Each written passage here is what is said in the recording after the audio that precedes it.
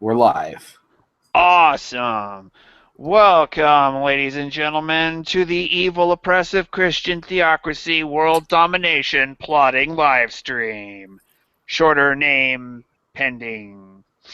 And this is the podcast or live stream, where we prepare to take over the world and replace it with an evil, oppressive, conservative Christian theocracy which will force you to have 24-hour Bible indoctrination and put all the atheists into camps. And with me, I have my friend Fritz Imperial and my Yo. other, oh yeah, and my other friend Chroma Key, and we're Yo. going to, while plotting our evil secret conspiracy of Christianity, we are going to be discussing our recent videos. Uh, so let's flip a coin and talk about Fritz first. What was your Okay. recent video, Fritz, and why should we care? Well, technically, the latest video I actually put out was on Anita Sarkeesian because, well, everyone's doing an Anita Sarkeesian video. See, in our modern times, it behooves us to have videos put out about Anita Sarkeesian just as much as people put out podcasts.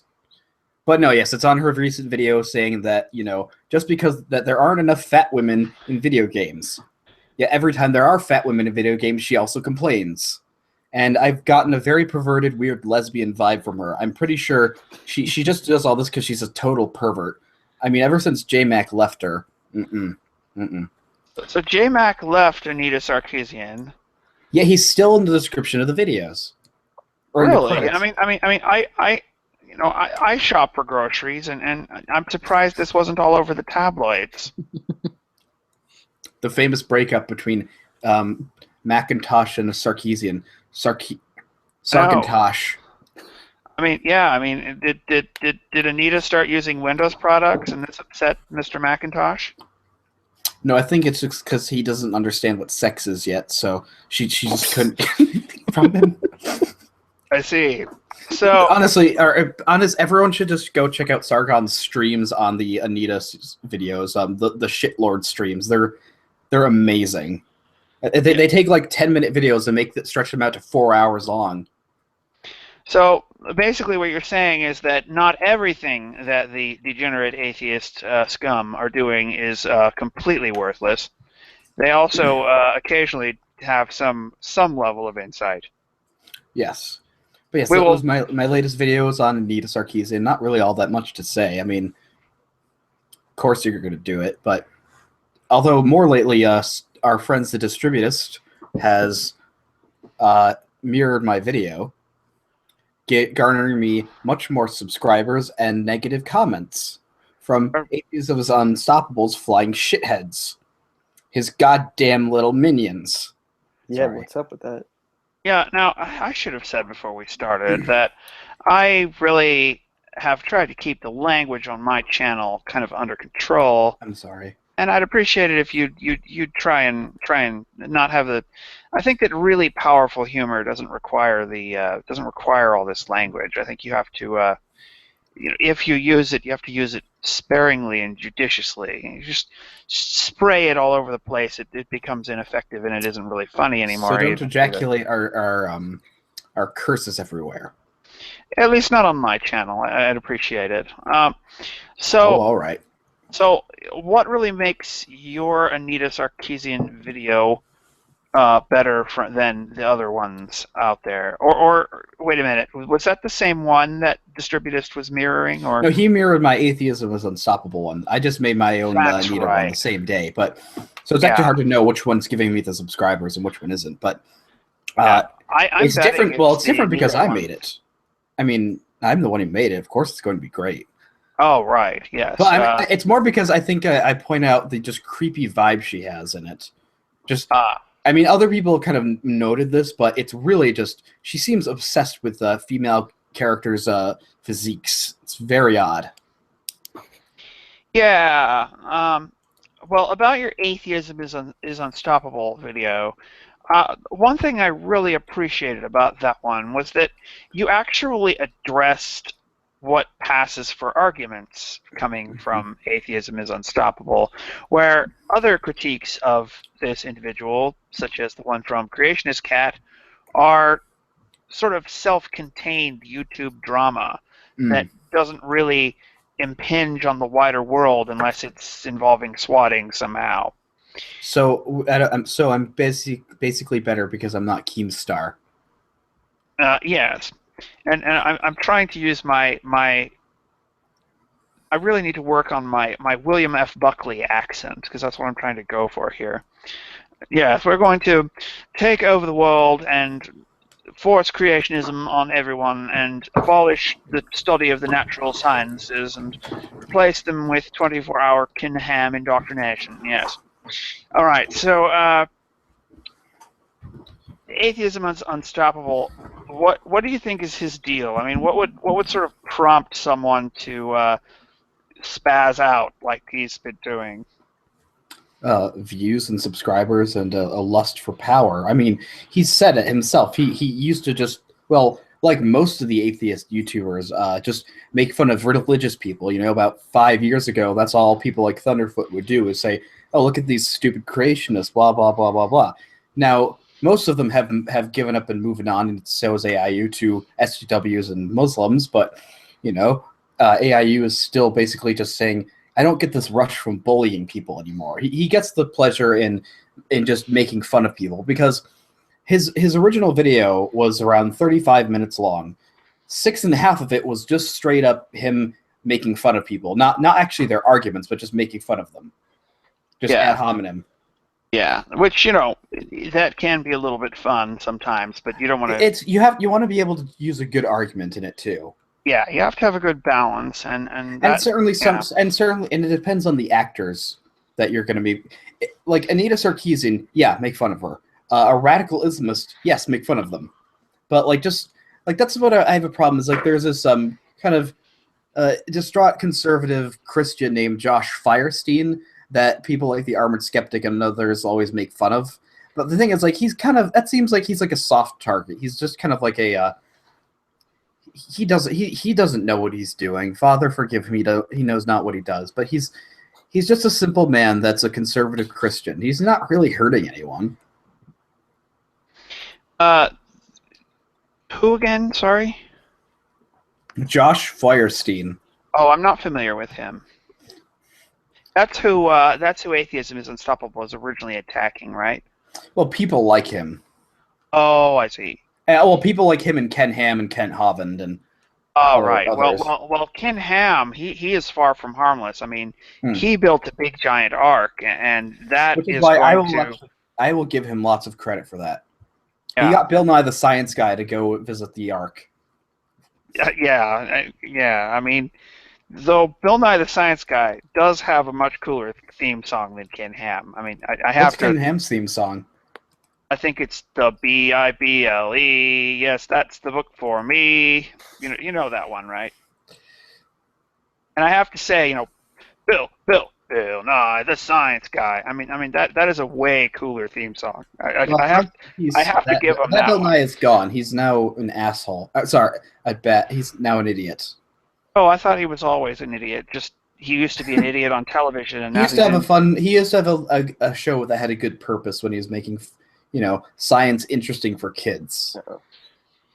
Well, yeah. I mean, but. All right. I think I've said all I can about. I've done my 2 videos. Should we move on to Chroma? Well, yeah, but I was going to say about Bill Nye.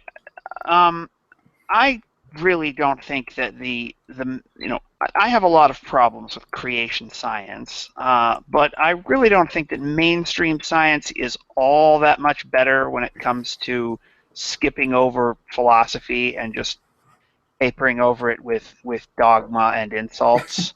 Well, that's what I've noticed is today a lot of most scientists are really terrible if you ask them their opinions on any other subject but their own field.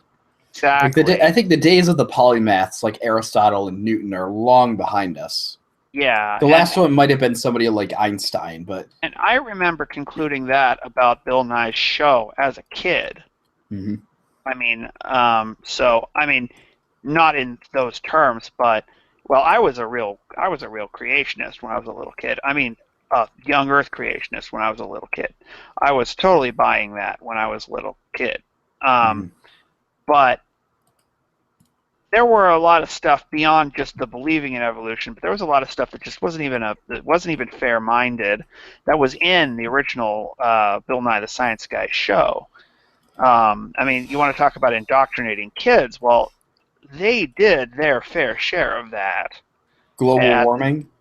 yeah, I mean, a lot of that stuff, if I remember correctly, was actually in the Bill Nye the Science Guy show and was presented in a totally uncritical, dogmatic way. Hmm.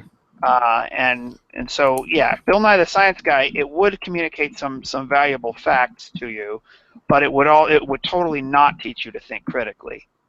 It would teach you to think like Bill Nye.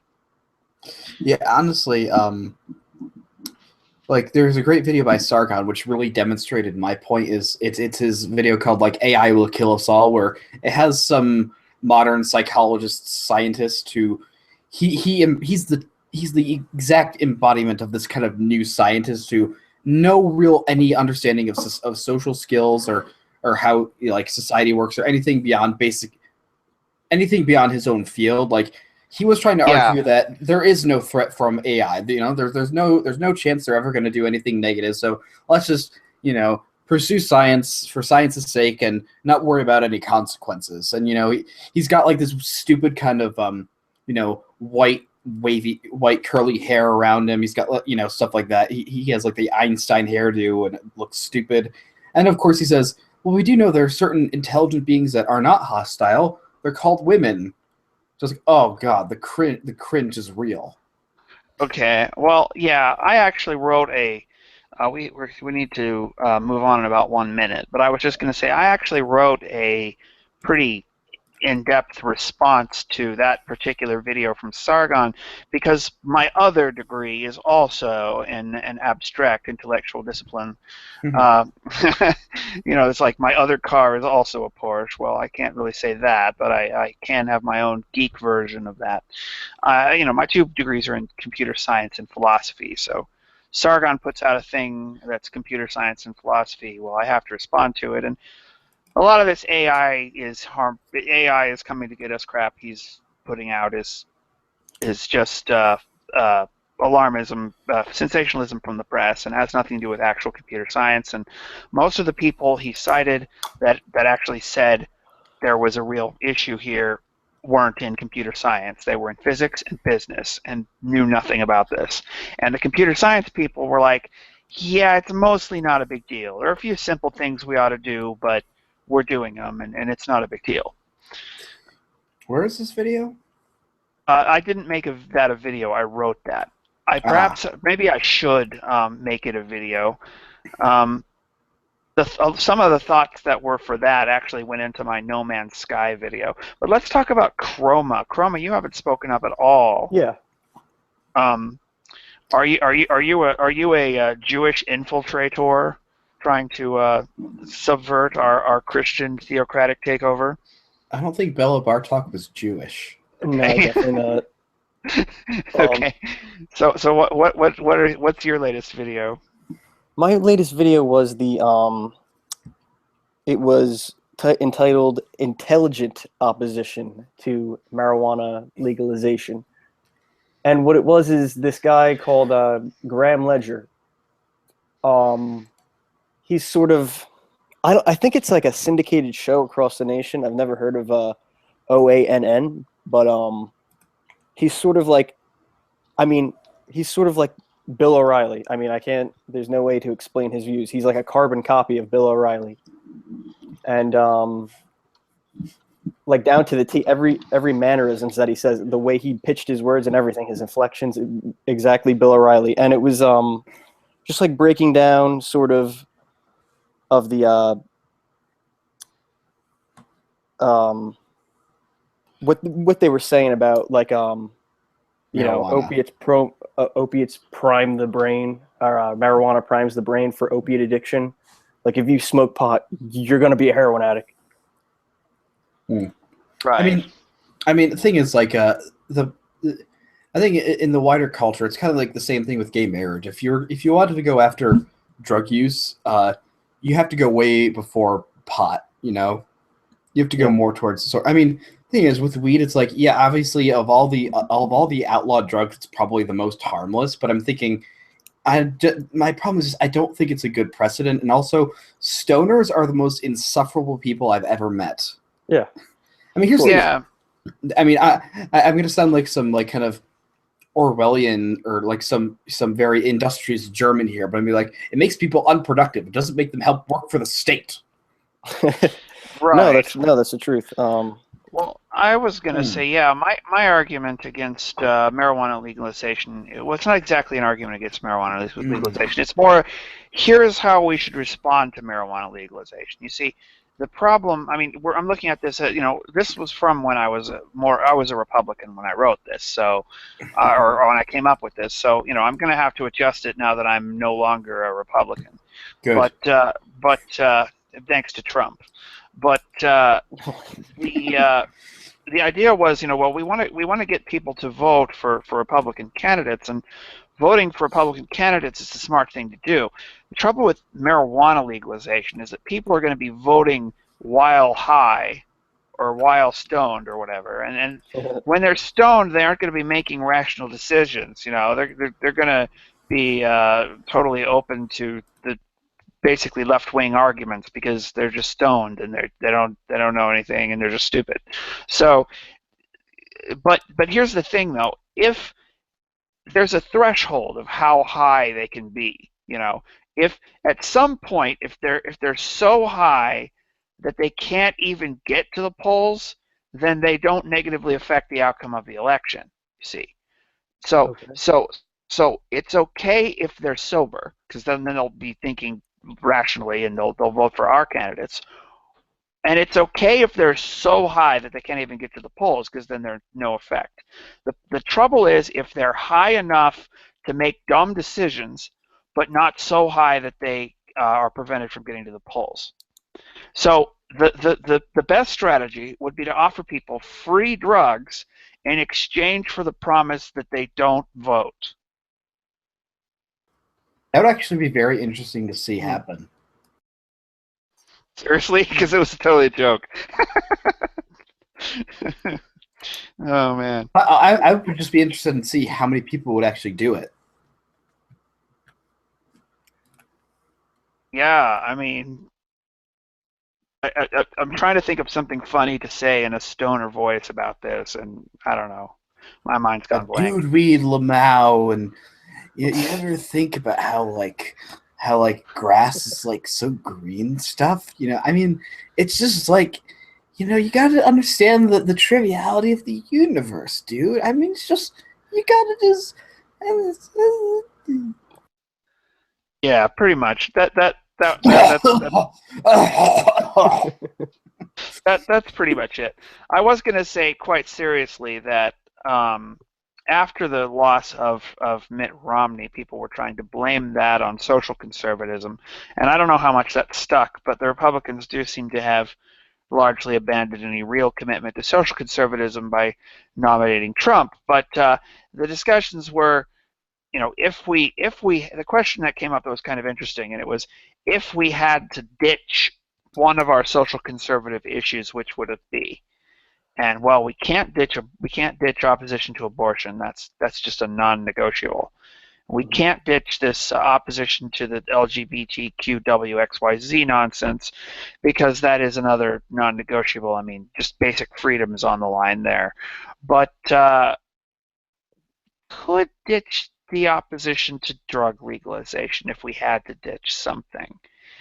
I mean, I think drugs are bad, and I think that the government has some legitimate interest in preventing that from basically ruining society in so many ways that it does. But you know what's interesting about that?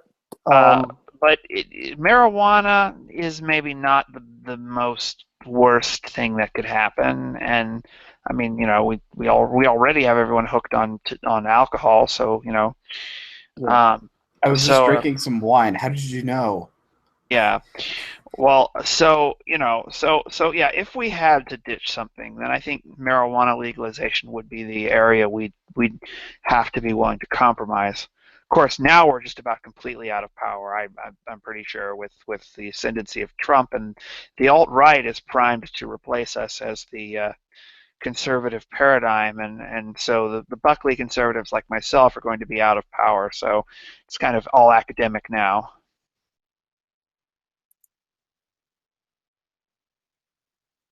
You guys still there, or did I Yeah. talk too much? Um. See, Chroma, now you actually have Yeah. to talk during these streams. Yeah. No, I was just gonna bring up the point that given like the racist nature of like marijuana prohibition, like they banned it because they didn't want Filipinos and Negroes copulating with white women. Why wasn't What? that eradicated first, rather than abortion and then gay marriage, and now we're still waiting on marijuana legalization? That is not why that was banned. I'm sorry, no. Uh, uh, I'm sure there was some sensationalization about that. Sure, I guess I wouldn't be Maybe surprised if just because there. they don't like Bob Marley, because Yeah, his music yeah. sucked too. I actually there are some good Bob Marley tracks, No, but reggae is crap. after a while it does get really annoying. But there are a few good Bob Marley tracks. I mean, come on. Three Little Birds He's is no kind of nice. Beethoven. He's no Beethoven. Well, no one Beethoven's will. Well, yeah, but neither is What? most Wait, what did you just say? What did you just say, Chroma? Beethoven is the worst overrated composer of all time. You want to go? You want to take this somewhere? Yeah, actually, I would. All right, where are you going to take this? to the music store. Oh, look, Beethoven is so popular. That must mean he sucks. No, no, he's fantastic. I love. You guys are Polo, like, what is it? Concerto 17th for century or 18th century hipsters or something. 19th. Yeah. Or, yeah, sorry, 19th century hipsters. My bad. Okay, Mozart is overrated. Mozart is a hack. Whatever, but if you look at, I'm just saying, if you look at like a Beethoven score, all it is just whole note tied to a whole note tied to a whole note, and it's just boring. How could you sit through 45 minutes of a first movement? It's just, you know what I mean? And it's like you could listen to like Baroque pieces that are like 1 minute 30 seconds long. Yes. And, all right, so wait, you then I imagine you are a fan of Bach, right? oh yeah, of course. Mm-hmm. Bach was fantastic. Bach was amazing. Yes. Sorry, music fans here. Sorry. Well, I'm a music fan too, but not as deep into classical as you guys. I'm partial to the Romantic period, and I really like the way some musical pieces tell a story with leitmotifs. That sort of intersection between music and story also carries over into my fandom of more contemporary music styles like progressive rock. I mean, romantic period is great too. I mean, I like Chopin and Mendelssohn. Yeah. Yeah. And I don't have any sort of theological reason for that. Because like some people will be like, well, you have to like Handel because you're a Christian, and if you don't like Handel, you're just not a Christian or whatever, And so there's no ideological reason for that, other than I do like sort of the concept of embedding meaning into music is a cool thing, and the way that leitmotifs can do that is really cool. Even though sometimes, like in the case of Wagner, I don't always agree with the actual meaning. It's cool how Wagner is able to incorporate so much meaning into his scores. I really love the instrumentation in Wagner. I just can't stand the vibrato singing. Mm-hmm. I think the problem is that Chroma, have you ever heard Gabriel Fauré? No. He was a French composer. He was right at the tail end of Romanticism. It's very late Romanticism combined with a bit of early Impressionism. It's really good. Good. Well, anyway, so we've gone on all kinds of tangents here. Yeah, but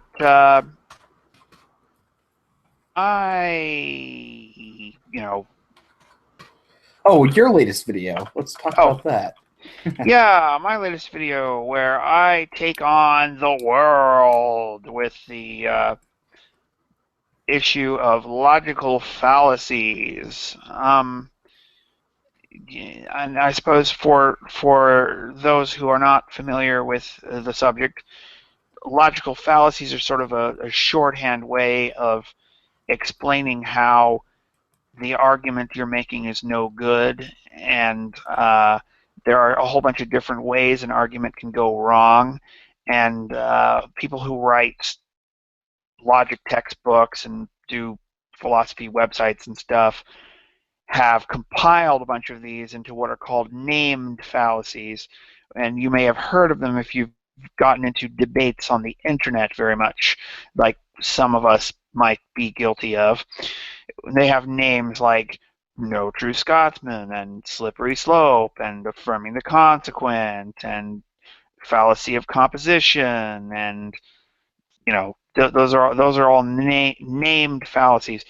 Well, the trouble is, I'm trying to argue some of them are just flat out wrong. Some of these fallacies that get listed on fallacy websites and even in logic textbooks in college just shouldn't even be listed, because they are being used to shut down legitimate opinions and legitimate arguments that aren't fallacious, and they aren't really doing their job of stopping illegitimate ones either. They're enabling a lot of abuse, and aren't really helping. And even if they do capture some arguments that are fallacious, that's not good enough, because there are lots of ways we could do that without causing all of these other consequences. So I'm trying to argue that in this latest video that the No True Scotsman fallacy is just flat out not a fallacy. It should just be delisted or retired. And I guess I didn't really give enough of an explanation of what the No True Scotsman fallacy actually is. Well, yeah, I mean, from what I got from it, it's just that, not all people from, or when you say the No True Scotsman, it means that not all people from, or there's a certain set of traits that a group will have. Yeah. That when you say No True Scotsman, it means, well, this person does not belong in our group because they did this or they exhibit these traits.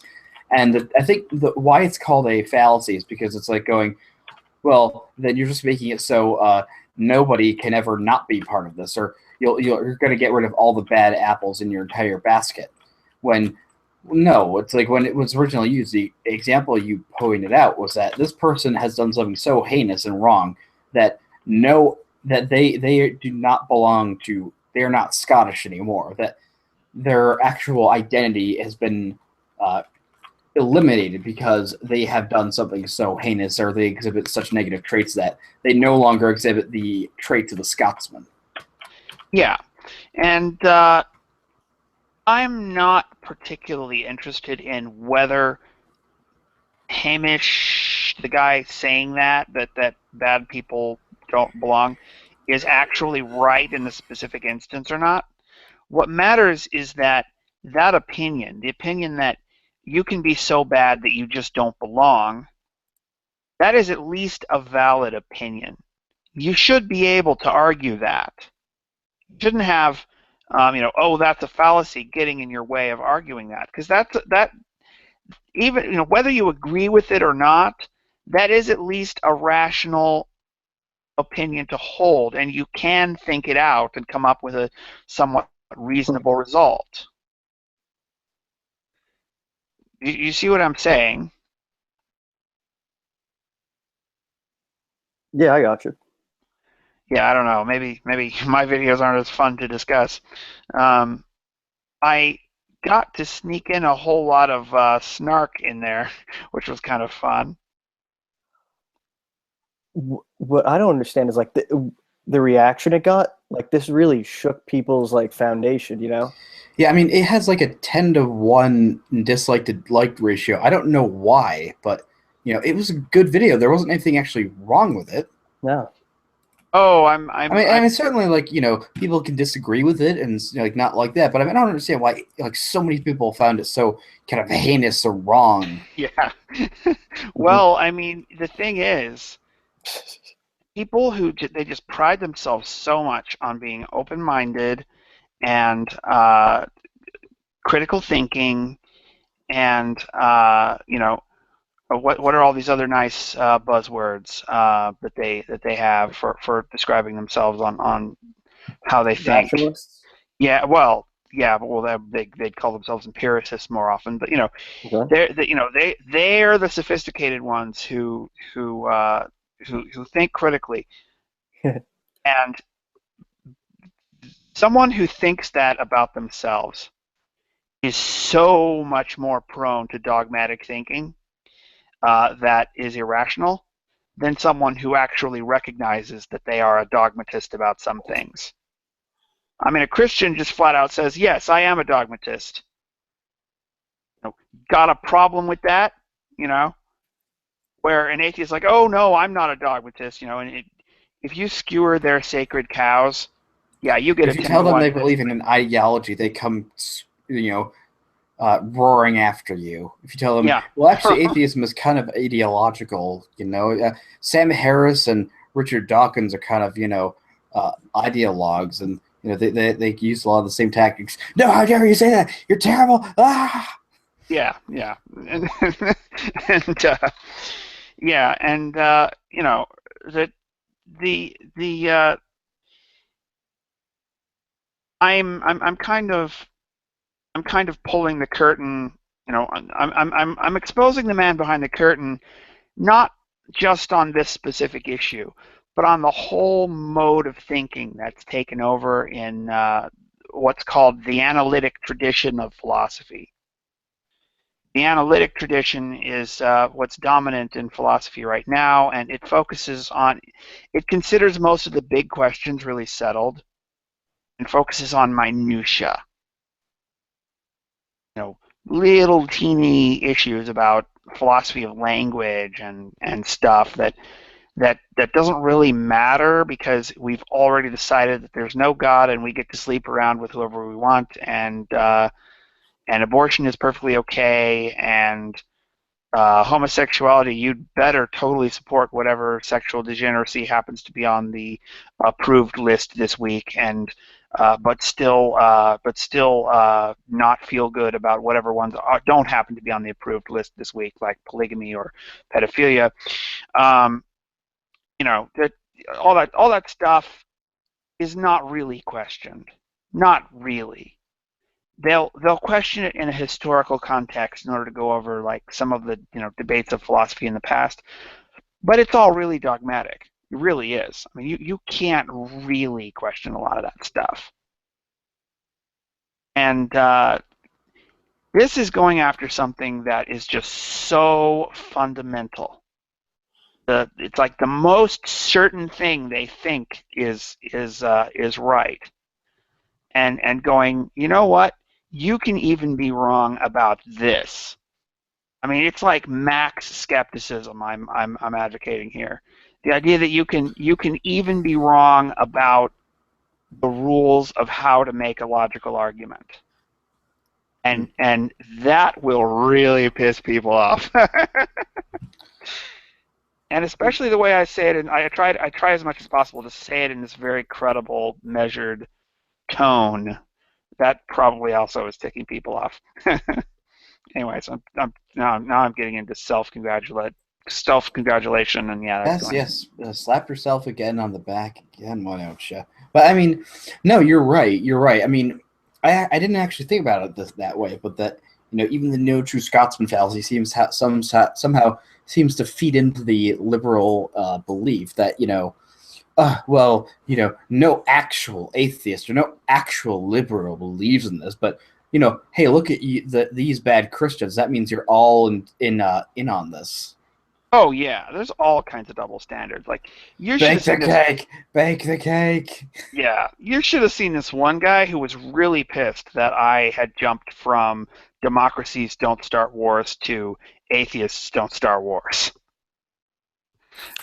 No, as if There's truth those were to just so different that there's no way that you can say that atheists don't start wars is a or that there's some atheists start truth then wars. to Milo Yiannopoulos saying at one point, he goes, he likes I like making fun of atheists because it's like, you go, atheists are too thin-skinned. They're like, how dare you say we're thin-skinned? Yeah. Yeah, exactly.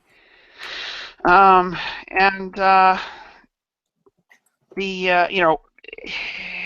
in some ways, I know I'm going to make myself look like an idiot because I'm planning on doing a whole series like this. And as it goes along, there's no way I'm going to get everything right. There's just no way. Even while I was editing this one, I realized that I had left out two examples that were sort of corollaries of the two examples I did have, or instances of abuse for the fallacy. So I had to sort of stuff those in, like in a slide that I couldn't talk about because I'd already recorded all the voice lines. And I mispronounced Glasgow. Yeah. I hope I see got that. that I right. always see that in my videos as like when I go like, I made some weird statements. Like I said, like at one point when it says like I'm reacting to Anita saying that these perceptions are not only harmful or are harmful. I said, what's the bounty count? How many people have died? How many women have been raped? What? None. I should have said what? No. And then of course I made some, and then I made a typo or two at the end of the ending, kind of the outro to my video. But I realized like on 4chan or on, sorry, I have to plug 4chan because I love it. But there's a meme called counterpoint memes, where it's like, it's generally somebody drawing a kind of a crudely drawn figure of a person making a really stupid point. It's just them trying to look very pretentious and liberal. It's making fun of like pretentious liberals making stupid statements like, huh, I was gonna like your argument, but then I see you made a spelling mistake. You're never gonna recover from that. Your argument's completely gone now. Yeah, yeah, and I guess I myself might have been guilty on that on occasion because I do tend to get distracted by really egregious spelling and grammar mistakes sometimes that just sometimes it just gets so bad you just got to go all your base or belong to us. But but you have to be really careful not to let that sort of thing distract too much from what the other person actually thinks. How do you handle having more comment mail than you can really address? This is a wonderful problem to have, by the way. I've never really had this problem before. Respond to the ones you like, and don't respond to the ones you don't like. I guess. I mean, I've been thinking of doing something like Chroma did, or reading some really ridiculous comments people make on some of them. So I kind of want to refrain from deleting all of them, but yeah, certainly... I need to be real careful to save some of those. I've really got to get like the Benny Hill theme ready, and just have a video that's just, here are the crazy comments from the past year. Kroba, you are a racist. Yeah, you are a raxist. That's no. I think that was my favorite part of that, when she's like, you're responsible. You whipped Francesca Ramsey's ancestors, and you go like, well, no, I was born in 1881. That's why it says some of the troll ones, because on the mirror I made a comment and stuff like that, and they said, so I just said, I'm just gonna play more and more into my character, who's Kaiser Wilhelm. So it's like somebody goes, it's like, I would if you were a cute young person, but you sound like an old person. I said, well, I am 157. And then everyone else was like, did you have some father problems? I says, yeah, he tried to turn Germany into a liberal democracy. Yeah, I had somebody who was like, oh, I gotta find this one. This one was particularly good on my own channel, on this video from the other day. I gotta find this comment, because this one was just gold, as far as just funny comments go. I think in the meantime, I was going to say is like, I think the fundamental problem I think we have with the liberals like Sargon and stuff like that is that, all right, they're done with addressing their concerns with the religious right in America. They're done addressing, John Hagee or They a don't bunch have of, to talk about the religious right in America anymore. No, I mean, it was nice, which is why we need to Yeah. They won. Well, it's also, they're not, obviously, they are, there's more pressing concerns with SJWs and Islamists, and it's like, but the thing is, that's their fault. Yeah, well, it's basically them like drilling a bunch of holes in a ship, and now they're trying to plug up the water. Yeah, good luck with that. Oh man. Which is why I think we have to especially distance ourselves from the alt-right, so we can present ourselves as something that, we want to present ourselves as another faction or another way of thinking, that because obviously there's tons of problems with the alt-right, and it would not be really strategically beneficial for us to be part of them yet, maybe. Oh, and yeah. Obviously I'm very, very, very anti-alt-right.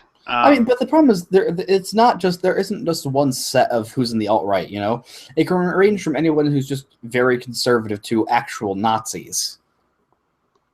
Not everyone in there believes in race realism or, white nationalism.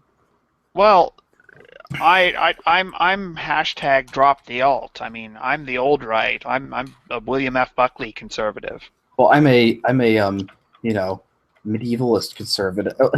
Well, I'm even further back than that. Mm-hmm. Well, the revolution was a mistake. King George did nothing wrong. Hashtag. I know you're Mormon, so that must infuriate you, or Latter-day Saint. Yeah, well, infuriate, not exactly, but I do think it's kind of stupid. All right, so, where's... Oh, I can't find this one, but basically this person was saying, you are... Wait. Here it is. Poorly formulated and casually transphobic garbage, nasally narrated by a smarmy believer using a beep argument to roll out subtle theist snark, subtle in scare quotes, thumbs down. And my response, oh snap, you saw through my evil plan. And somebody's just like, you're an idiot. And I'm like, next time, Gadget! Next time! Yes. I mean, I would do the full voice, but I don't think it actually picks up on mics as well as I hear it in my head when I try to do the Dr. Claw voice, and it always makes me cough. Dr. Claw. But yeah. Here's one from Irish Pug WTF. Whole video equals doesn't understand Devin's humor. This is a hobby for Devin, and he is good at what he does. Yeah. Another one. Jump off a bridge. Oh, okay. Oh, yikes. Let's see. Oh, yeah, here we go. This creator is not innocently hunting for bad fallacies. If this is a fallacy for real, it seems inconvenient for his belief system. And my response to that was, it's great that you're smart enough to see this. Now try applying that same critical lens to mainstream academia, science, media, and government. Where there's actual power and you'd be punching up instead of down. The relevant differences in principle between myself and them would be, 1, that they have power and I don't, and 2, that I have the honesty and self-awareness to acknowledge the fact that I'm a propagandist and they don't. Oh, and I suppose I should also mention that I'm more committed to your freedom to disagree with me than they are to your freedom to disagree with them.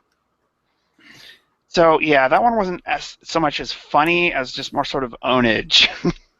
At least I have another one. I don't know if it's at me or Devin that it's directed to, but it says, virtue signal, it's all in caps, virtue signaling idiot SJW BS. Okay. And it's all right, here's another one by Irish Pug WTF. By the way, Devin, he isn't here to beat the dead horse of religion debate. with the intricate breakdowns of arguments, but he is an entertainer first and foremost. Oh, wow. We got ourselves a badass here. Mm-hmm. A plus. Oh, no, this is a nice one. Yeah, I mean this is what we should do. We should actually do this more. I think this is actually a good way to make an entertaining live stream. Is just read some of the more obnoxious, outrageous, and/or stupid comments, or just ones you had a really good response to. I mean, a real zinger, you know, or whatever. And I mean, I'm gonna go back to some of my older videos and look through some of those real quick.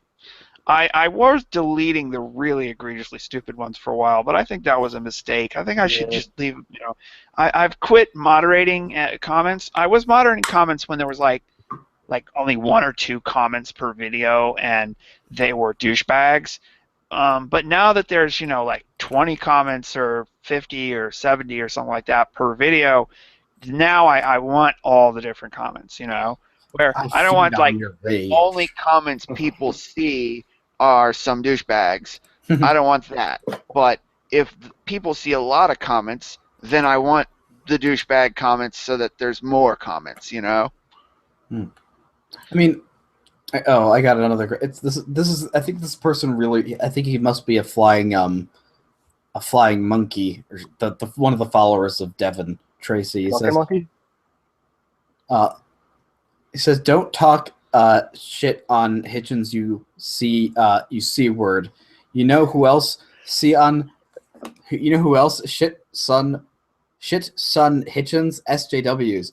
JK, I'm actually generous and don't make shit arguments like that. Long story, you cunt. Fucking cunt." So I said, "You know who also slept in a bed? Hitler." Then he responds, "I sleep in the fire, pussy ass bitch cunt breath." Wow. See, now, you know, I'm of two minds because here's some weirdo saying, "Oh, thanks. Hey, think about subscribing." Oh, wait. It's from this weirdo called Fritz Imperial. Oh, wait a minute. It's yourself. That's funny. So I'm of two minds about this because on the one hand, there are some underage viewers who look at my channel regularly. I'm sorry. I have one. You have to. This one is called Neo. The channel is called Neo versus Regressive. Devin is smarter than you. You are too dumb to see your own stupidity. Keep watching his videos and break out of the regressive matrix. What? Wow. Okay, I'm gonna have to do a video on that. Is why I'm just gonna make a video called "There is no such thing as a regressive." Yeah, that's something that really needs to be addressed, and really that brings up two topics that I want to talk about in the future. You know, one being the concept of a regressive, and the other being the matrix, because I really love the matrix. You know, computer science and philosophy, those are my 2 degrees. How could I not love the matrix? And there's all this Christian symbolism in the matrix, and I'd like to talk about some of it, and some Latter-day Saint stuff in there too, which is kind of surprising. I mean, that would show up in there, but it does. So at some point I'm going to want to do that when I haven't got anything else to talk about, which won't be for a while. But anyway, on the regressive thing, yeah, see, the myth of progress is a thing, and it's just so ingrained in this left-wing atheist community that they just can't question it.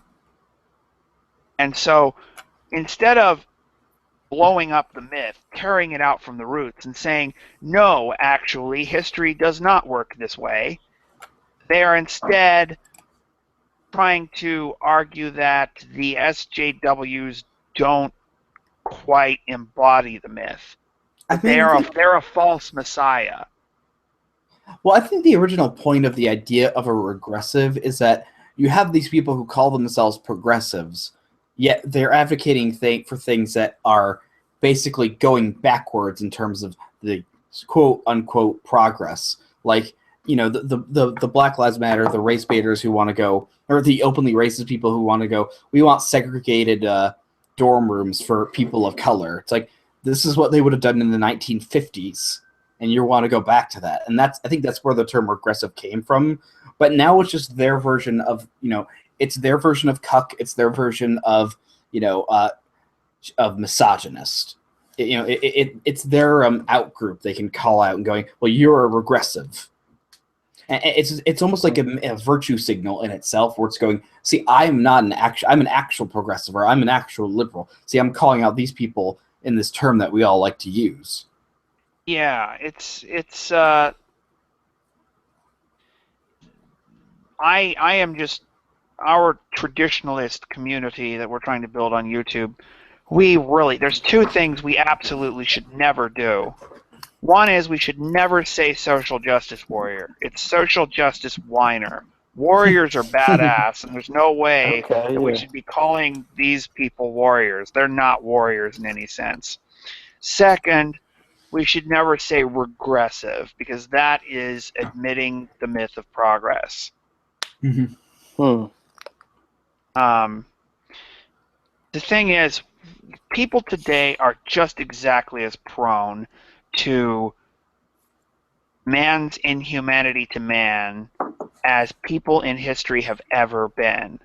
You know what happens when you adopt an ideology that the advance of science is going to solve all of our moral and political problems and eliminate war? Chests? Well, but I'm just saying, you know what happens when you adopt this naive futurist optimism that science is going to solve all our problems, it's going to eliminate war, it'll make war unthinkable. You know what we get when we do that? World Wars I and II. That's what we get. We tried that around the turn of the century, and that was the result. And now that same crap is back again. The same exact crap. Science is going to solve all our problems. It's going to make all of our moral and political problems go away. It's going to end war, and just all that same crap is back. And that is what people like Sargon really believe in. That this idea of science fixing everything. I wouldn't say it's Sargon. I wouldn't say it's as prevalent with Sargon. I think. Well, that's what's behind the myth of progress. He understands, like, there are certain videos where he seems like he understands the idea that there is value in looking at the past. There is actual validity to the arguments made by people Sargon in was the a past. bad example for me to choose. Someone more like just an SJW. Well, no, that's what I'm saying. The anti-SJW atheists still believe in the myth of progress. Actually, no, yeah, you're right. Because again, the problem is, it's really just a case of circumstance that the ideology of the new atheists just kind of, it's because Christopher Hitchens wasn't politically correct. He didn't like the ideology. He didn't like the idea of political correctness. That's why so many of his disciples and followers became anti-SJWs. Yeah, I mean, without some of that, if he was alive, or if he supported, Black Lives Matter and feminism and stuff like that, Sargon would be a feminist. Probably. I mean, I can't say for sure because you never know what would have happened. Yeah, true. But there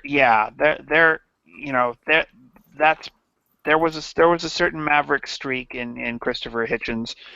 Dumb as I think a lot of his ideas were, he was at least somewhat of a maverick on some of those things, and that created these sort of relative mavericks. But the underlying myth of progress is still in there and still motivates these people to a large degree in what they think. And they just don't seem to get that once you adopt that kind of a view of history, then you end up where the SJWs are. It's only a matter of time. Because when you kill people's religion, when you say there's no God, you can do whatever you want, people end up seeking out something to replace it with. And the SJWs have sought out this new sort of political religion of theirs, and the anti-SJWs seem to be simply defining themselves in opposition to that, but you can't keep on being opposition all the time. Eventually eventually you get some measure of power, and you have to come up with an actual plan. And I can't, the SJW stuff is what follows from that when you have the myth of progress. I mean, it also doesn't help that they're very naive about how effective their ideology works, because I always say this: they think that they're going to be able to defeat Islam with secularism. They think they're going to manage to convince swaths of Muslims to convert to atheism. That's not going to work. Like, I don't care if you have a few friends that are ex-Muslims. They're the exception, and you know what the problem is? It's not going to, this kind of secularization is not going to appear in the Middle East, because those people, the people who speak out, are silenced, killed, or flee the country. Yeah. The only reason Gandhi's tactics worked was because he was in a society with a free press. Yes, if the Nazis were running India, there wouldn't be a Gandhi. Yeah. It's like there's an old saying. It's like, they would stand in front of trains and stop the trains from running. Well, the Nazis would have just kept the trains running right over them. Yeah. I mean, I don't. I'm against. There was this. No. Oh, sorry. I'm vehemently against violence, and I think violence should be avoided as it should be only used as a very last result. But violence should be a last resort. Yes. There are some costs that do justify some violence, but it should always be an extreme last resort. Yes. I was going to say, this is more anti-SJW than against the Sargonites. Skeptics. Yeah. I was going to say though that oh, drat! I lost my train of thought. It ran over a bunch of Indians. Oh, right. Yeah. I was going to say that... Oh, no, I just It drove to Auschwitz. It was Hitler and the trains, and... yeah, I think... go ahead. Maybe we should start to finish this up. Yeah. I mean, we've hit all the points we wanted to hit for today, don't you think? Unless there's something else. Yeah. I'm fine with a short stream. Mm-hmm. Yeah, I mean, if we keep this going, we're going to. at least broadcasting publicly, then we're going to end up saying something really stupid. I had a little wine, so I don't want to be. I don't want to start making out with Chroma here. Yeah, that would be a problem. So, until next time, you have your assignments for the infiltration of the world, and to take it over with Left Behind books everywhere, and God's Not Dead and stuff. He's surely, and make everyone text that God's not dead, that he's surely alive, and he's living on the inside. I want to. I mean, that's a good song, but I want to, because it's so kind of overused and cheesy. I want to overlay that on top of talking about like Cthulhu, right? Okay. Some demonic presence, right? Well, so until next time, we will the secret Christian theocratic oppressive world domination takeover will continue. Signing off.